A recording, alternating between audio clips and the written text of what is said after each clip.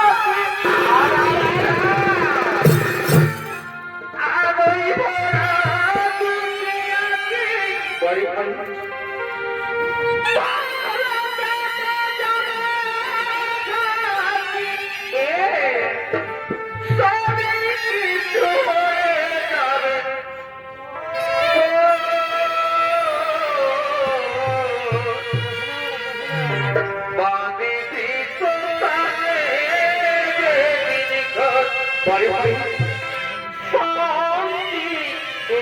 পাবি রে বাঁধবি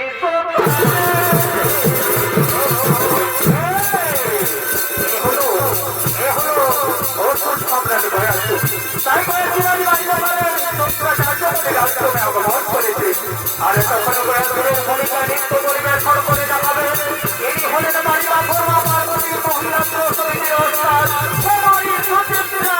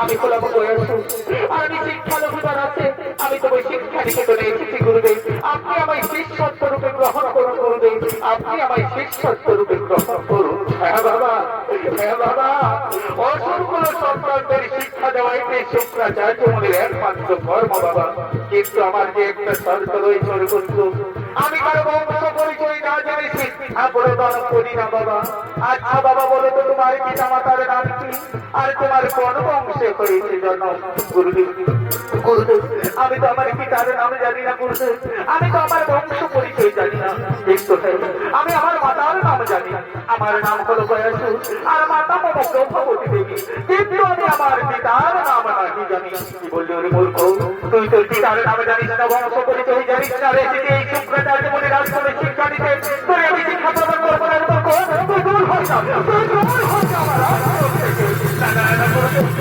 আপনি আমাকে তাড়িয়ে দেবেন না গুরুদেব আমি অনেক আশা নিয়ে তোমার শিক্ষা নিকেতনে এসেছি গুরুদেব আপনার যদি পায়ে ভুল বিরতি করে যাবেন গুরুদেব আপনি আমার শিক্ষা অনেক মূর্খ নির্লজ্জ তুই তোর পিতার নাম জানিস না বংশ পরিচয় জানিস না তাহলে তো তোর কোনো জন্মেরই ঠিক নেই তোর মা হয়তো ৫-৭ ঘাটে জল খেত ভূমিষ্ঠ করেছে তোর মা হলো জানিনি করো পুরুষরী বিধস্তারি আর সেই ব্যবস্থায় তুই জানিস তোর আমি শিক্ষা দেবো আমি শিক্ষা বলবো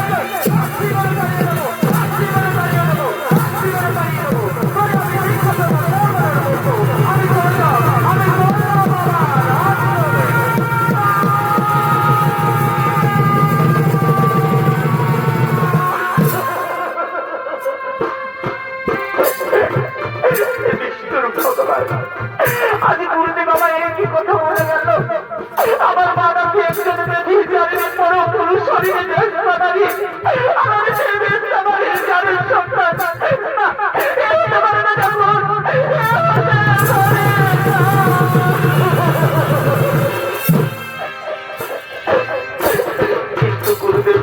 কোথায় বলেছে সত্যি একটু আমি আমার পিতার নাম জানি না, আমি আমার বংশ পরিচয় জানি না, তাহলে কি সত্যি আমি জানার সন্তান? না না না, আজকে আমার জানতেই হবে কি আমার পিতা আমার বংশে হয়েছে জানো, কিন্তু কি আমায় বলে দেবে? এসব মনে করেছে আমার একমাত্র গর্ভধারিণী মা, সেই বলতে পারি আমার পিতা আমার কোন বংশে হয়েছে জানো, তাই আমি এক্ষুনি চলে যাবো আমার বাজার কাছে। কোথায় বাবা জননী, তুমি একবার আমায় দেখা দাও মা, তুমি একবার আমায় দেখা দাও।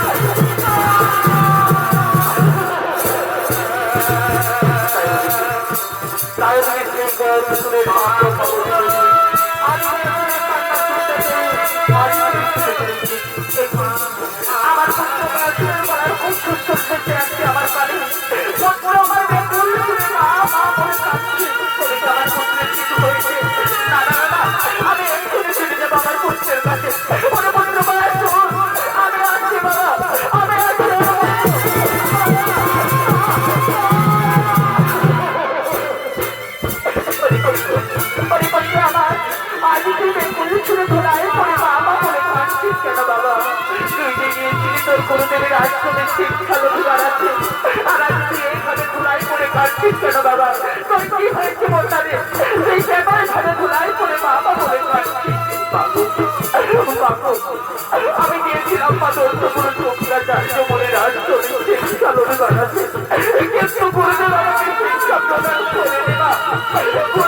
আমাকে আশ্রম থেকে তাড়িয়ে দিয়েছে বাবা, আর কেন দিয়েছে বা জানো, আমি নাকি একজন বড় পুরুষ হয়ে গেলে তাদের জানার সন্তান বাবা, আমি নাকি একজন জানো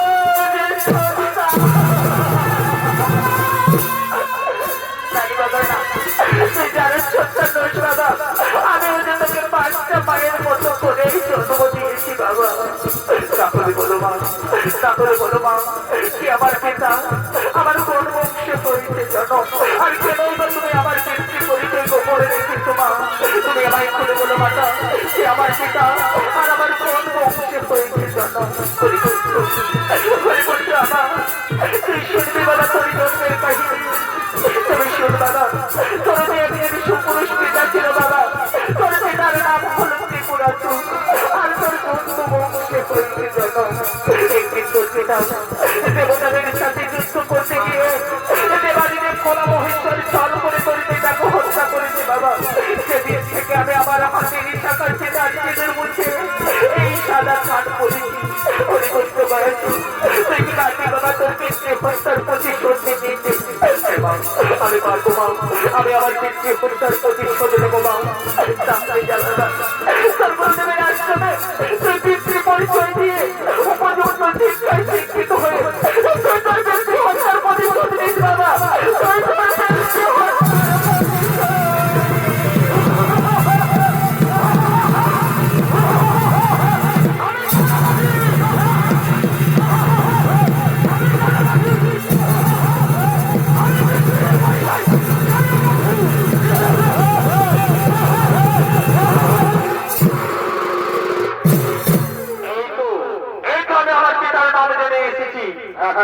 আমি এক্ষুনি ছুটে যাবো আমার গুরুদেবের আশ্রমে, দেখি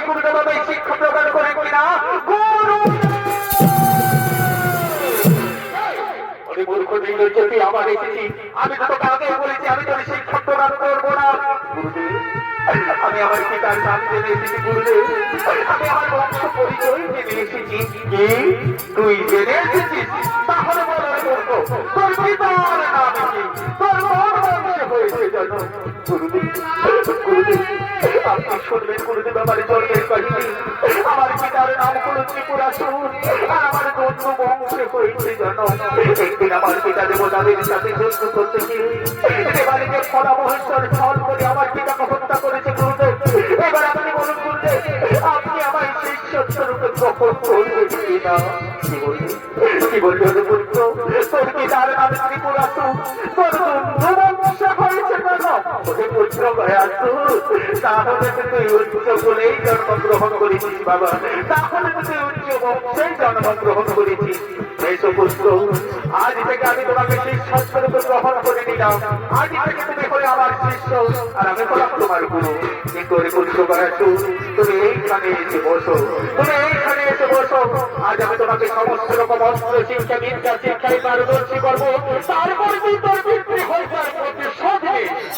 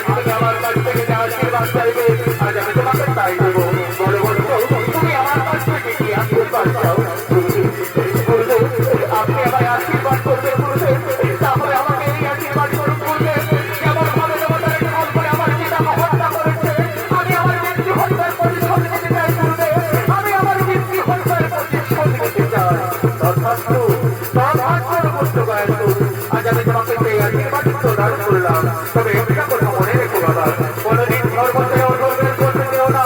অহংকারে বসে কোনদিন নারী জাতির উপর করোনা জ্বালাতন করোনা নির্যাতন, তা না হলে করে নারায়ণের হাতেই হইবে মরণ। কথাটি তুমি রাখতে করো পুত্র, কথাটি তুমি রাখতে করো।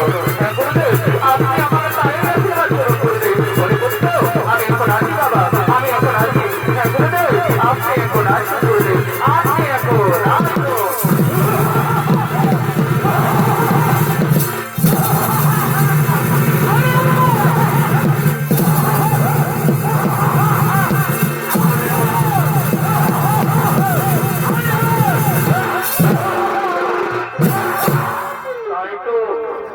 গুরুদেব তো আমায় আশীর্বাদ করে গেল, আমি নাকি ধর্ম করে অধর্মের পথে গেলে, নারী জাতির উপর করলে জ্বালাতন করলে নির্যাতন, আমার নারায়ণের হাতে হইবে মরণ। কিন্তু না, এ তো আমি কিছুতেই হতে দেবো না। আমি ছলে বলে কৌশলে নতুন কঠোর তপস্যা করে সেই নারায়ণের কাছ থেকে চেয়ে নেবো অমরত্ব। দেখে নারায়ণ আমাকে কিভাবে হত্যা করে, তার আমি বিলম্ব করবো না। আমি এক্ষুনি চলে যাবো গভীর অরণ্যে, নারায়ণের তপস্যা করে না অমরত্ব লাভ করে আমি আমার ব্যক্তি হত্যার প্রতিশোধ নেবো। তাই আর বিলম্ব নাই প্রয়োজন, আমি সঙ্গে সঙ্গে গভীর অরণ্যে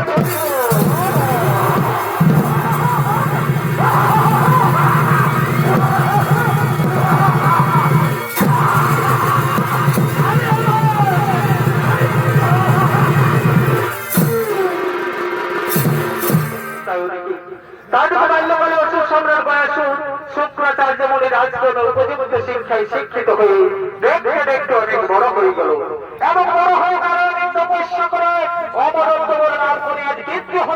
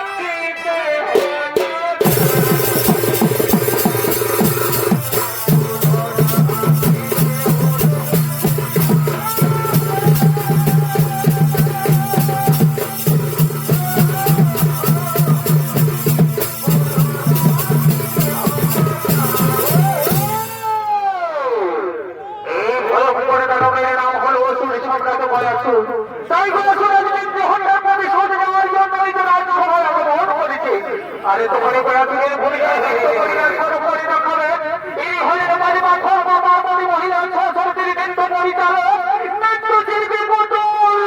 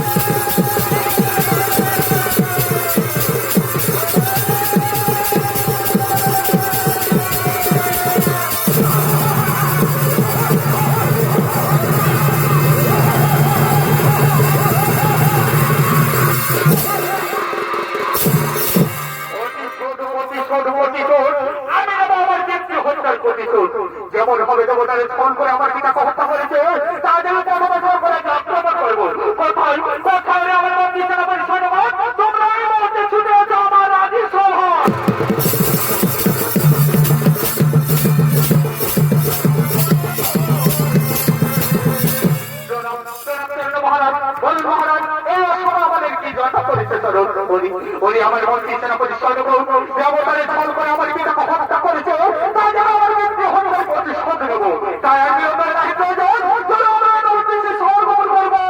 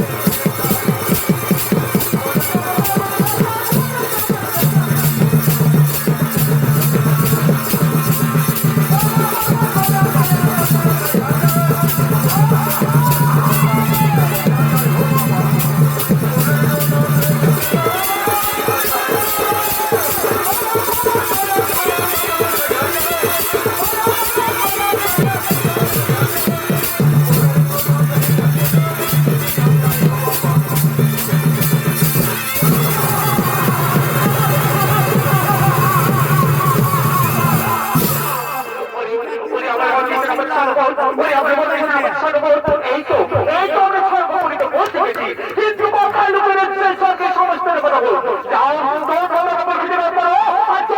আমরা এই মন্ত্রীকে জোর করাতে পারবো।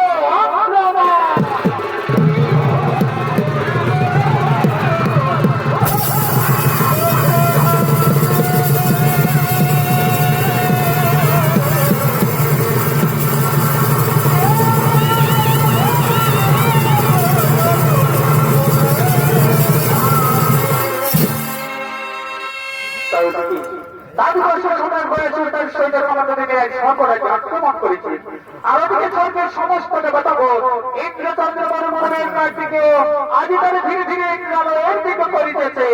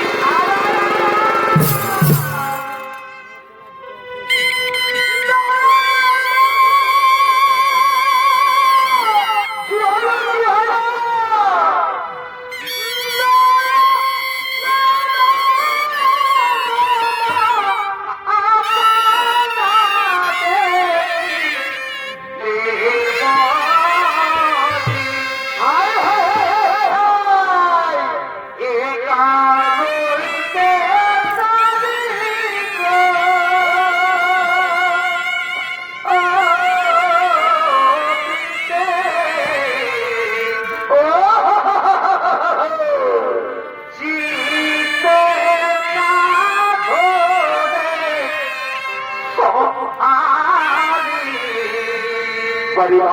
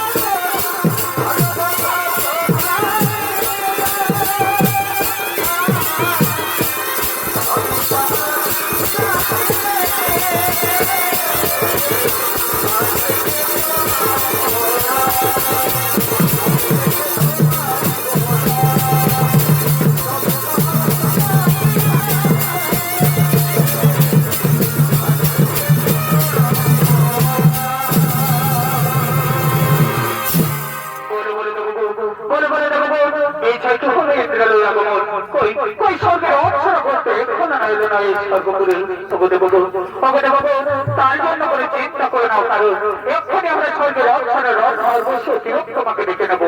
তাই খালি রথর বসে তিলক তোমা, তোমরা এই মুহূর্তে ছুটে এসো রানী সভায়। আরেদিকে স্বর্গের অক্ষরের রথর বসে তিলক তোমা আজি দেবতাদের আনন্দ দেওয়ার জন্য আজি নিরালয়ের দিকে করিতেছে আগমন।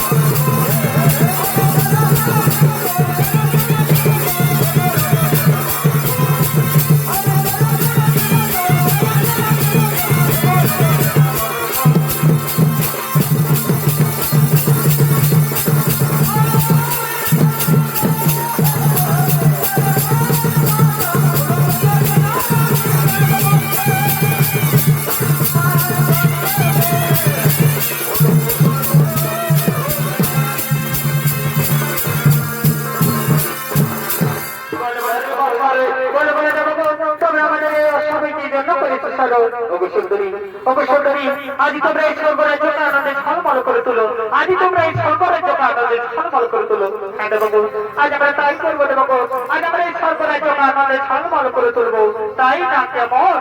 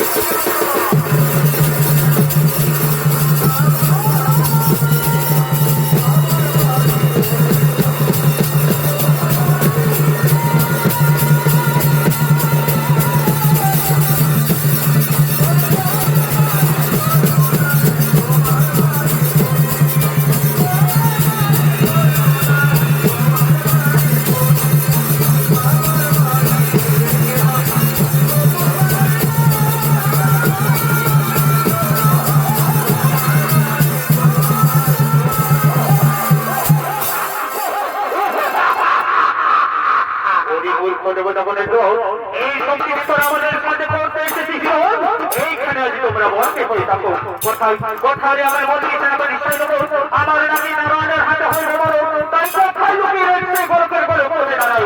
যাও তো করো আর চলো আমরা এই মুহূর্তে বৈকুণ্ঠ করে করিব।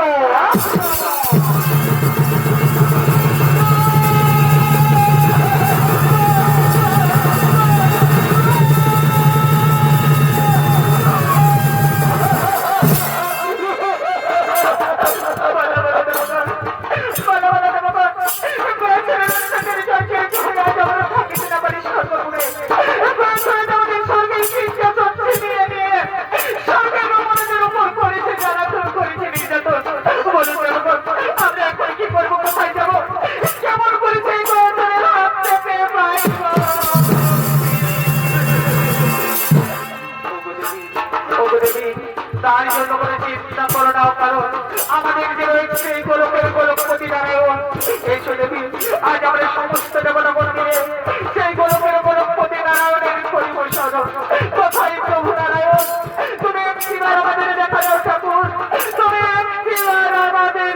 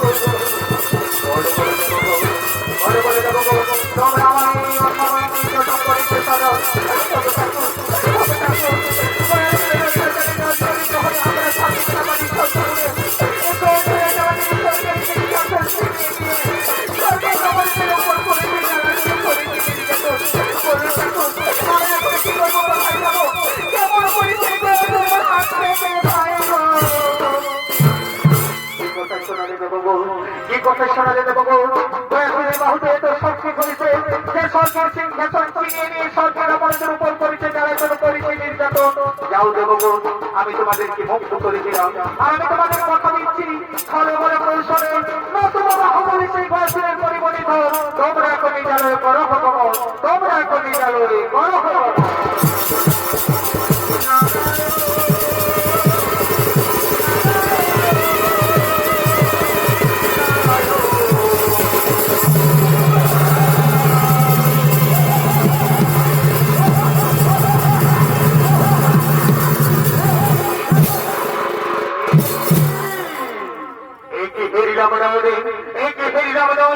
যে ঠাকুর নারায়ণ আমি সর্বসমাধান ত্রিভুবন খুঁজে বেড়াচ্ছি সেই ঠাকুর নারায়ণ জামাই দিয়েছে দর্শন। ওগো ঠাকুর গাড়ির বাড়িতে যাও, তাহলে দল হয়ে যাও, দল হয়ে যাও আমাদের অপর থেকে। কি বলে আজ অহং করে বসে তুই জামাই চিনতে পারলি রে বাবা, তুই জামাই করলি অবস্থা করলি অপরাধ। তবে দেখি তোর বাহুটা কত শক্তি ধরেছে, ভারত এক্ষুনি তোর মন্তব্য করিব দাদা।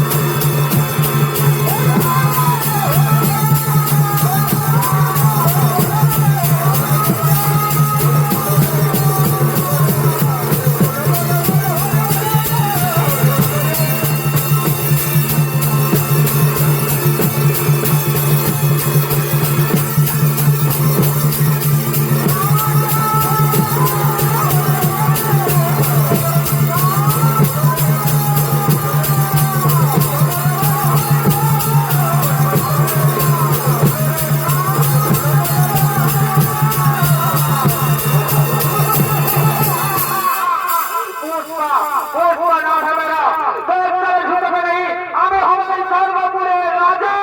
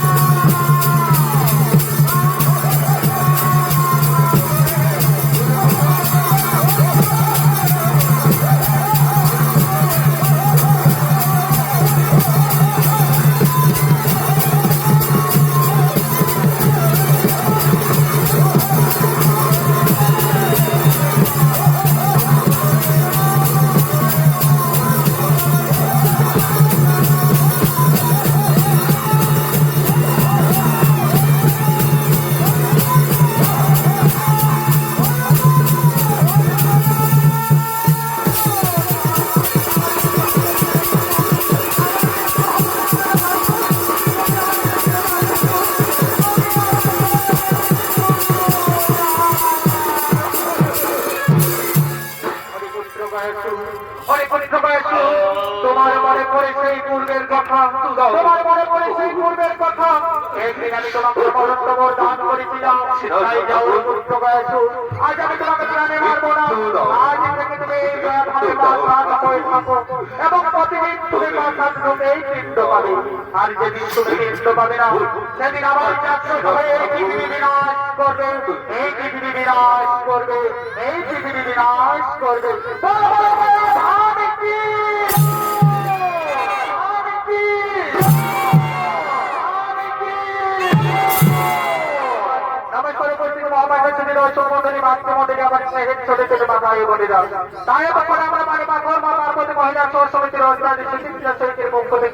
আমাদের যে গল্প সঙ্গীতে পালা অঞ্চল সম্রাট করে আসুন।